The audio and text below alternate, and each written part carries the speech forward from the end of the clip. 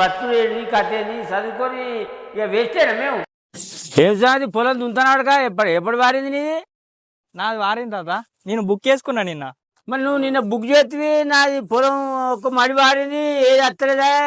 నేను ఏమని బుక్ చేయాలి? నాది చిన్న ఫోనా, నేను ఎవరి దగ్గర పోవాలి? నాకు ఎవరు తెలియదా? నేను ఎక్కడికి పోవాలి చెప్పు? ఇగో మా ఫ్రెండ్ ఒక యాప్ క్రియేట్ చేసిండు మన ఊరే.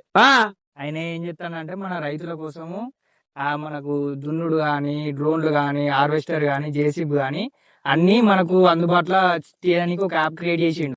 అంటే ఊరాలే అంటే ఆరాలే, ఎట్లా బుక్ చేయాలి? నాకు ఇప్పుడు ట్రాక్టర్ వస్తలేదు, ఏం చేయాలి? ఎటు పోవాలి చెప్పు? ఈ బతుకుడు ఏంటి కథ ఏంది చదువుకొని ఇక వేస్తేనా మేము? లేదు తాత, అందుకనే అట్లా కావద్దనే మనోడు ఒక యాప్ క్రియేట్ చేసిండు. మరి అప్గ్రేడ్ చేసింది కానీ నాది చిన్న ఫోనా. అదే చిన్న సెల్ అయినా పెద్ద సెల్ అయినా, దీనికి చిన్న సెల్ కి ఏమో టోల్ ఫ్రీ నెంబర్, పెద్ద సెల్ ఏమో యాప్ లో బుక్ చేసుకున్నాడు. పెద్ద సెల్ చిన్న సెల్ నెంబర్ కొడితే మనకు పలానా కాడికి పోవాలని, అదే నాకు ఇట్లా ట్రాక్టర్ కావాలి, జేసీబీ కావాలని అంటే వాళ్ళు చెప్తారు. మన లొకేషన్ వాళ్ళ కాడికి పోతుంది. ఇప్పుడు ఎవరైతే మనకు రావాలనుకున్నారో అనుకో, ట్రాక్టర్ అయినా జేసీబీ అయినా వాళ్ళ లొకేషన్ పోతే వాళ్ళ ఇక్కడికి వచ్చి